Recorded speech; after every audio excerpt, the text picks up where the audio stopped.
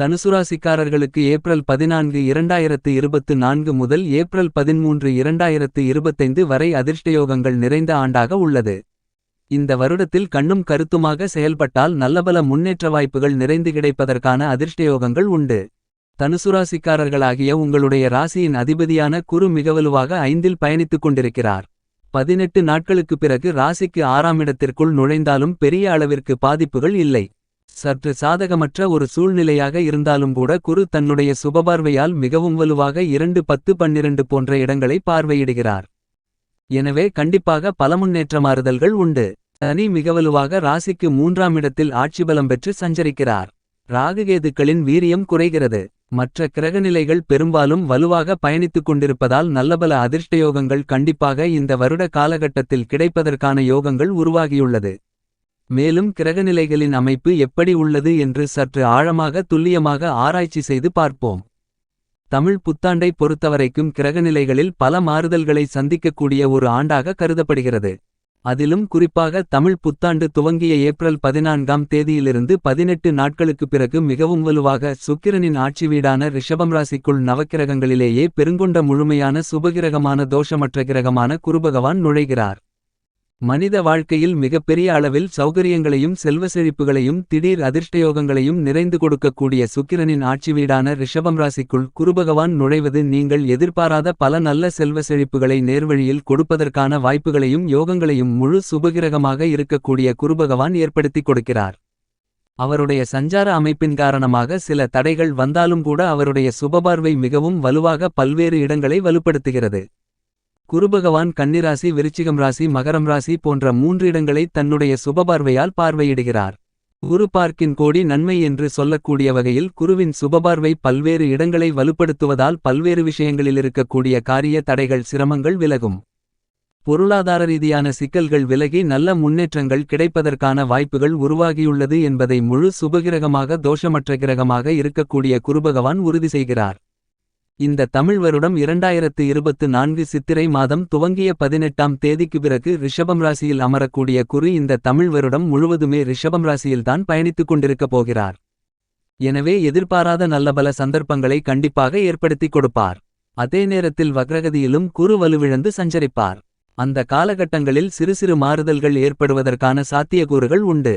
அந்த நேரங்களில் சற்று விழிப்புணர்வுடன் செயல்பட்டால் பல சிரமங்களை விலக்கி நன்மைகள் நிறைந்தவைகளாக மாற்றிக்கொள்ளக்கூடிய யோகங்கள் கண்டிப்பாக கிடைக்கும். ஆயுள்காரகனாக கர்மகாரகனாக இருக்கக்கூடிய சனிபகவான் மிகவும் வலுவாக தன்னுடைய சொந்த ராசியான கும்பம் ராசியில் ஆட்சிபலம் பெற்று பயணித்துக் கொண்டிருக்கிறார். இந்த தமிழ் வருடம் முழுவதுமே அவர் தனது சொந்த ராசியான கும்பராசியில் ஆட்சிபலம் பெற்று பயணித்துக் கொண்டிருப்பார். எனவே நீங்கள் எதிர்பாராத பல அதிரடியான மாற்றங்கள் தொழில்துறை வியாபாரத்துறை உத்தியோகம் சார்ந்த பணிகளில் நல்லபல அதிர்ஷ்ட முன்னேற்றங்கள் நிறைந்து கிடைப்பதற்கான யோகங்கள் கண்டிப்பாக உண்டு. அவர் ஆட்சிபலம் பெற்று வலுவாக சஞ்சரித்துக் கொண்டிருக்கக்கூடிய இந்த வேளையில் வலுவிழந்து வக்ரகதியில் திரும்பினாலும் கூட பெரிய அளவிற்கு சிரமங்கள் ஏற்படாது. நல்லபல அதிர்ஷ்ட முன்னேற்றங்களை நிறைந்து கொடுக்கக்கூடிய வகையில் அமர்ந்துள்ளார். அதிலும் குறிப்பாக கும்பம் ராசியில் அமர்ந்திருக்கும் போது குன்று குன்றாய் நன்மைகளை நிறைந்து கொடுக்கக்கூடிய வலுவான அமைப்பில் பயணித்துக் கொண்டிருக்கிறார் சனிபகவான். இதை சரியாக பயன்படுத்திக் கொண்டால் அதிகபட்ச வளர்ச்சிகள் நிறைந்து கிடைப்பதற்கான யோகங்கள் உங்களுடைய வாழ்க்கையில் நிறைந்து கிடைப்பதற்கான யோகங்களும் வாய்ப்புகளும் சந்தர்ப்பங்களும் உள்ளது என்பதை துல்லியமாகவும் தெள்ளத்தெளிவாகவும் உறுதி செய்கிறார். சர்ப்பகிரகங்களாக சாயாகிரகங்களாக இருக்கக்கூடிய ராகுகேதுக்களின் அமைப்பை பொறுத்தமட்டில் நிஜ வாழ்க்கையில் மிகப்பெரிய தாக்கத்தை ஏற்படுத்திக் கொடுக்கக்கூடிய சக்தி வாய்ந்த கிரகங்களாக கருதப்படுகிறது. இந்த 2 கிரகநிலைகளுமே இந்த வருடம் முழுவதுமே தங்களுடைய சஞ்சார அமைப்பில் எந்தவிதமான மாறுதல்களையும் செய்யவில்லை. ராகு குருவிற்கு ஆட்சி வீடாக இருக்கக்கூடிய மீனம் ராசியிலும் கேது புதனின் ஆட்சி வீடு மற்றும் உச்ச வீடாக இருக்கக்கூடிய கன்னிராசியிலும் பயணித்துக் கொண்டிருக்கிறார்கள். ராகுகேதுக்கள் தங்களுக்கு சம பலம் பொருந்திய 2 கிரகநிலைகளின் வீட்டில் அமர்ந்திருப்பது என்பது பல்வேறு வகைகளில் ஏற்படக்கூடிய சிரமங்கள் கண்டிப்பாக விலகுகிறது என்பது மட்டுமில்லாமல் தமிழ் வருடம் துவங்கிய சில மாதங்களிலேயே தங்களுடைய சஞ்சார தூரத்தில் பாதிக்கு மேல் ராகு மற்றும் கேது கடந்து முடிக்கக்கூடிய ஒரு காலகட்டமாக அமைவதால் ராகு மற்றும் கேதுவின் வீரிய தன்மைகள் என்பது குறையும். எனவே ராகுகேதுக்களால் சிக்கல்கள் ஏற்பட்டிருந்தால் அவைகள் கண்டிப்பாக இனி குறைவதற்கான யோகங்கள் இந்த தமிழ் வருடம் முழுவதுமே நிறைந்து கிடைக்கப் போகிறது. ஏனெனில் இந்த தமிழ் வருடத்தில் ராகுகேதுக்களின் பெயர்ச்சி இல்லை. இந்த வருடத்திற்கு பிறகு ராகுகேதுக்களின் பெயர்ச்சியானது நடைபெறுகிறது. எனவே பல அற்புதமான மாறுதல்களை நிழல்கிரகங்களாக இருக்கக்கூடிய ராகுகேதுக்கள் உங்களுடைய வாழ்க்கையில் ஏற்படுத்துவதற்கான சாத்தியக்கூறுகள் உண்டு. அதிலும் குறிப்பாக அதிர்ஷ்டயோகங்கள் நிறைந்த ஒரு ஆண்டாக மாற்றுவதற்கான யோகங்களை மிகவலுவாக கொடுக்கின்றன. ஏனெனில் சனிபகவான் ஆட்சிபலமும் சுக்கிரபகவானின் வீட்டில் குருபகவான் இருப்பது மிக அற்புதமான அருமையான அமைப்பாக கருதப்படுகிறது என்பது மட்டுமில்லாமல் இந்த வருடம் துவங்கும்போது உச்சத்தில் சூரியன் சுக்கிரன் மற்றும் சந்திரன் என 3 கிரகநிலைகள் உச்சம் பெற்று வலுவாக சஞ்சரிக்கக்கூடிய ஒரு ஆண்டாக கருதப்படுகிறது. வருடத்தின் துவக்கத்தில் 3 கிரகநிலைகள் உச்சம் பெற்று சஞ்சரிப்பதால் இந்த நன்மைகள் வருடம் முழுவதும் நீண்டு கிடைப்பதற்கான யோகங்கள் உண்டு. சந்திரனை பொறுத்தமட்டில் வருடத்தின் துவக்கத்தில் உச்சம் பெற்றிருப்பார். அதற்கு பிறகு 12 ராசிகளிலும் மாறி மாறி பயணித்துக் கொண்டிருப்பார். சில நேரங்களில் நன்மைகள் அபரிவிதமாகவும் சில நேரங்களில் சிரமங்களை அதிகமாக சந்திப்பதற்கான சூழல் உண்டு என்பதை சந்திரனின் அமைப்பு தெளிவாக உறுதி செய்கிறது. பொதுவாக இந்த வருடத்தில் சந்திரன் அஷ்டமத்தில் சஞ்சரிக்கும்போது மட்டும் அதீத கவனத்துடன் இருப்பது நல்லது. தேவையில்லாத வாக்குவாதங்கள் மற்றும் தேவையில்லாத செயல்களில் ஈடுபட வேண்டாம். மிக முக்கியமாக நல்ல காரியங்களில் ஈடுபடும்போது சந்திராஷ்டம தினங்களில் அவற்றை செயல்படுத்த முயற்சி செய்ய வேண்டாம். சந்திரன் அஷ்டமத்தை தவிர மற்ற காலகட்டங்களில் பல நன்மைகளை நிறைந்து கொடுக்கக்கூடிய ஒரு வலுவான அமைப்பில்தான் கண்டிப்பாக இந்த வருடம் முழுவதும் பயணித்துக் கொண்டிருப்பார். மேலும் நவகிரகங்களுக்கெல்லாம் தளபதியாக சேனாதிபதியாக மங்களக்காரராக இருக்கக்கூடிய செவ்வாய் பகவானின் அமைப்பை பொறுத்தமட்டில் மிகவலுவாக பல்வேறு இடங்களில் மாறி பயணிக்கப் போகிறார். பூமிகாரகனென்று சொல்லக்கூடிய செவ்வாயினுடைய அமைப்பை ஆராய்ந்து பார்த்தால் இந்த தமிழ் புத்தாண்டில் செவ்வாயின் உச்சமென்பது இல்லை என்றாலும் கூட அவருடைய சஞ்சார அமைப்பு பல்வேறு வகைகளில் நன்மைகளை ஏற்படுத்திக் கொடுக்கக்கூடிய மிகச்சிறந்த அமைப்பாகத்தான் கருதப்படுகிறது. எனவே திட்டமிட்ட பணிகள், புதிதாக வீடு, நிலம், சொத்து, பொன் பொருள், வண்டிவாகனங்கள், ஆடை ஆபரணங்கள் போன்றவற்றை வாங்குவது போன்ற மேலும் பல சுப நிகழ்வுகள் போன்றவை அபரிவிதமாக கிடைப்பதற்கான அதிர்ஷ்டயோக வாய்ப்புகள் இந்த தமிழ் புத்தாண்டில் மிகவும் அதீதமாக உண்டு. பெரும்பாலும் வருடத்தின் முற்பகுதியில் சுக்கிரமங்கலயோகம் நிறைந்து கிடைக்கக்கூடிய வாய்ப்பு இல்லை என்றாலும் பிற்பகுதியில் அதீதமாக கிடைப்பதற்கான யோகங்கள் உருவாகியுள்ளது. எனவே பல்வேறு விதமான விஷயங்களில் நல்லபல அதிர்ஷ்ட முன்னேற்றங்கள் உண்டு. குருமங்கலயோகம், குருசுக்கிரயோகம் என பல யோகங்களும் இந்த காலகட்டத்தில் நிறைந்து கிடைக்கிறது. சுக்கிரன் மிகவலுவாக உச்சம் பெற்று இந்த வருட துவக்கத்தில் சஞ்சரித்தாலும் 12 ராசிகளிலும் மாறி மாறி பயணிக்கப் போகிறார். எனவே திடீர் அதிர்ஷ்டயோக வாய்ப்புகள் கண்டிப்பாக காத்திருக்கிறது. புதிய வாய்ப்புகள் நிறைந்து கிடைக்கக்கூடிய ஒரு வருடமாக இந்த தமிழ் புத்தாண்டு அமைகிறது. புதன் இந்த தமிழ் வருடம் துவங்கிய முதல் 3 நாட்களில் வக்ரம் நிவர்த்தி பெற்று வலுப்பெறுகிறார். எனவே அதற்கு பிறகு சுபத்துவபாதையில் வலுவாக பயணிக்கப் போகிறார்.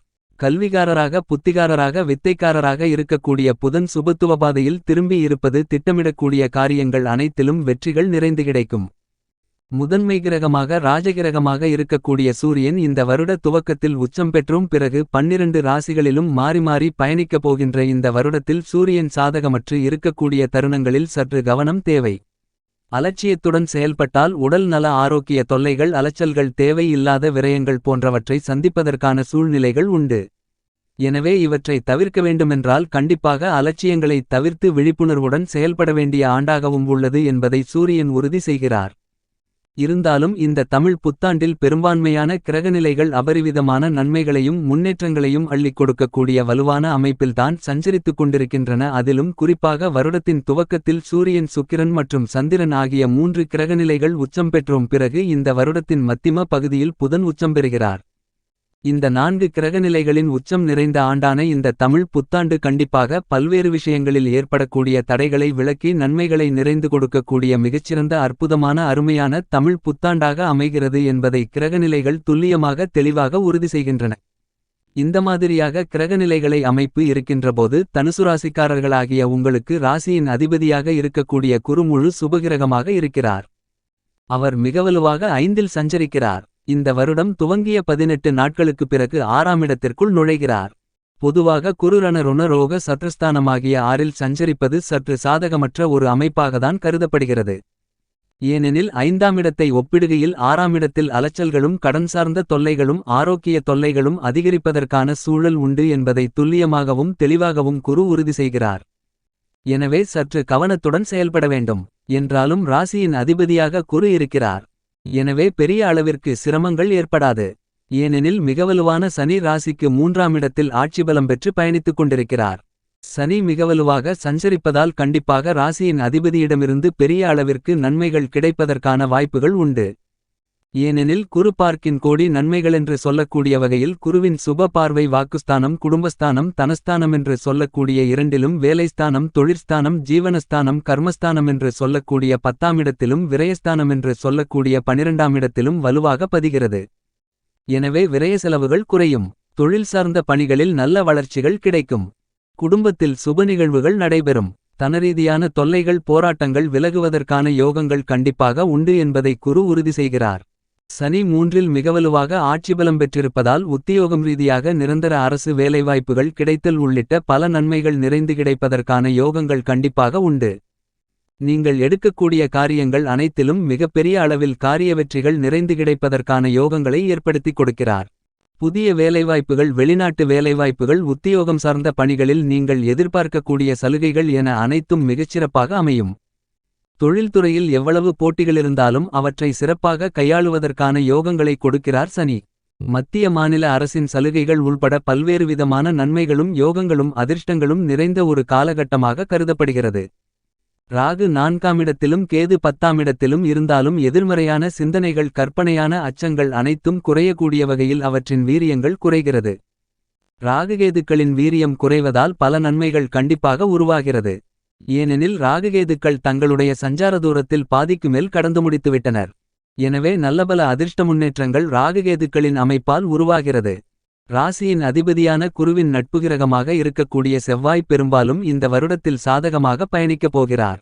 எனவே திட்டமிட்ட நல்ல வளர்ச்சிகளும் முன்னேற்றங்களும் மிகச்சிறப்பாக கிடைப்பதற்கான யோகங்கள் தனுசுராசிக்காரர்களாகிய உங்களுக்கு உண்டு. கால்நடை வளர்ப்பில் மிகச்சிறந்த முன்னேற்றங்கள் கிடைக்கும். புதிய நிலம் அசையும் அசையா சொத்துக்கள் வாங்குவதற்கான யோகங்களையும் ஏற்படுத்திக் கொடுக்கிறார் மங்களகாரகனாக இருக்கக்கூடிய செவ்வாய். குரு 6இலிருந்தாலும் செவ்வாயின் அமைப்பு வலுவாக இருப்பதால் பல்வேறு வகையிலான நல்லபல அதிர்ஷ்ட முன்னேற்றங்களும் யோகங்களும் கண்டிப்பாக கிடைக்கிறது. சுக்கிரன் மிகவலுவாக சுகஸ்தானத்தில் வருடத்தின் துவக்கத்தில் உச்சம் பெற்றிருக்கிறார். பெரும்பாலும் சுக்கிரன் மிகவலுவாக சஞ்சரிக்கிறார். எனவே திட்டமிட்டதை விட நல்ல வளர்ச்சிகளும் முன்னேற்றங்களும் நிறைந்து கிடைப்பதற்கான யோகங்கள் கலைத்துறை மற்றும் அரசியல் சார்ந்த பணிகளில் கண்டிப்பாக உருவாகிறது.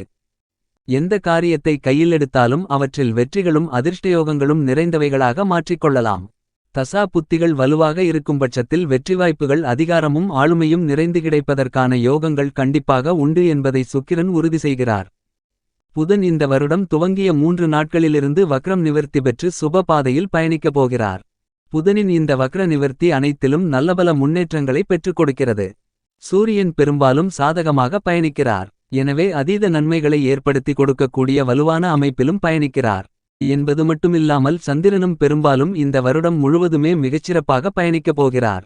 சந்திரன் அஷ்டமத்தில் சஞ்சரிக்கும்போது மட்டும் விழிப்புணர்வுடன் இருக்க வேண்டும். மற்ற காலகட்டங்கள் அனைத்தும் மிகச்சிறப்பான வளர்ச்சிகளையும் முன்னேற்றங்களையும் உங்களுக்கு கண்டிப்பாக ஏற்படுத்திக் கொடுக்கிறது. மேலும் இந்த வருட காலகட்டத்தை மிகச்சிறந்த மகிழ்ச்சிகரமான காலகட்டமாக மாற்றிக்கொள்ள கண்டிப்பாக வாரத்தில் ஏதேனும் ஒரு நாள் விரதமிருந்து அருகாமையில் இருக்கக்கூடிய ஆலயத்திற்கு சென்று 2 நெய் தீப விளக்கு போட்டு வழிபாடு செய்யுங்கள். உங்களுடைய வாழ்க்கையில் நிறைந்த நன்மைகளும் முன்னேற்றங்களும் கிடைக்குமென்பதில் சந்தேகமில்லை.